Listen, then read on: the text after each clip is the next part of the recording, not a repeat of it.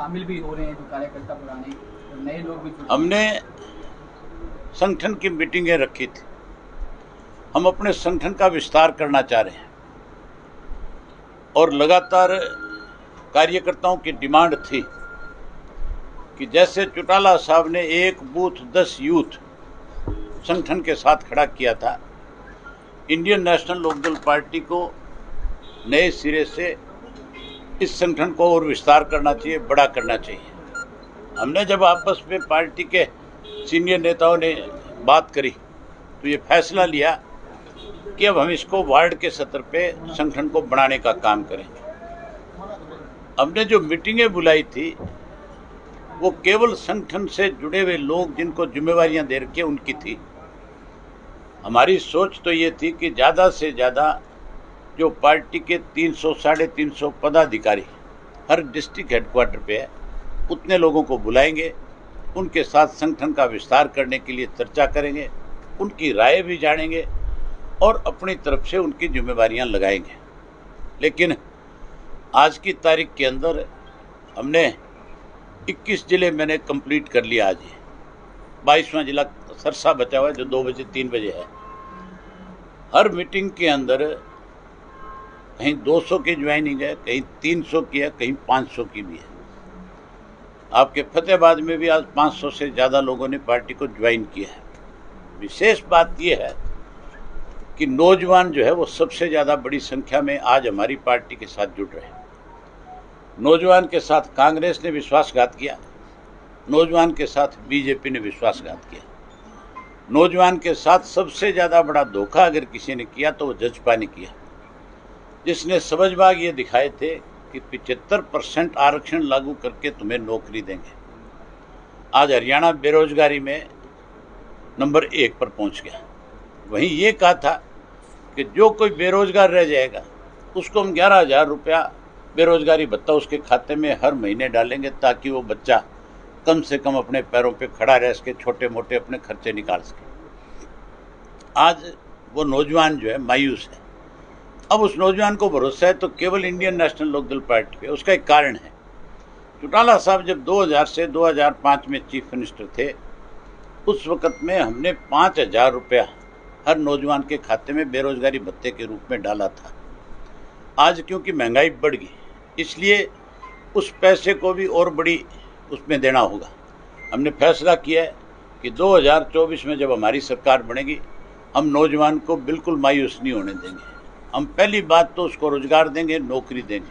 अगर कोई बेरोजगार रह गया तो उसके खाते में 21,000 रुपया सरकार की तरफ से डाल के देंगे ताकि वो बच्चा मायूस ना हो, वो अपने पैरों पे खड़ा रह सके, वो अपना कारोबार आगे बढ़ा सके। अभय जी, जिस तरह से सुनो, जो नौजवान की संख्या आज आपने देखी, उससे लगता नहीं कि नौजवान ही जो है देश में बदलाव लाता है। नौजवान ही हर चीज़ का तख्ता पलट करता है। ये तख्ता पलट है, ये जो इतनी बड़ी संख्या में नौजवान आ रहा है, ये 100% इस सरकार का तख्ता पलटने का काम करेगा और इंडियन नेशनल लोकदल पार्टी की सरकार बनाएगा। मैं आपको एक बात और बड़ी खुल के कह सकता हूँ, इलाहाबाद का उपचुनाव हो जाए और जिस दिन इलाहाबाद के उपचुनाव में सरकार में जो लोग कैंडिडेट बन करके आएंगे, जिनकी जमानत जब्त हो जाए, उसके बाद इस सरकार का पतन शुरू हो जाएगा। मैं गारंटी के साथ कह सकता हूँ ये बात कि तख्ता पलट से इस चुनाव से घोषित होते ही सरकार की उल्टी गिनती शुरू करा दूंगा और जैसे इलेक्शन के नतीजे आएंगे, सरकार का इस हाशिए पे लाके खड़ा कर देंगे हम। हुड्डा के पास तो 30 एमएलए थे, वो तो सरकार का कुछ बिगाड़ नहीं सका, लेकिन आईएनएलडी का एक विधायक जो चुन करके जाएगा वो सरकार की चूड़ हिला देगा। इस सरकार का तख्ता पलट करने में बड़ी भूमिका निभाएगी।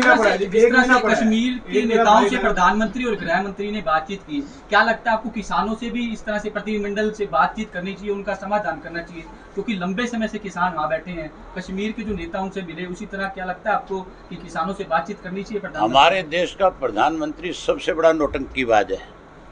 लोगों का ध्यान बांटने के लिए हमेशा इस तरह के छोटे छोटे हथकंडे अपनाता है।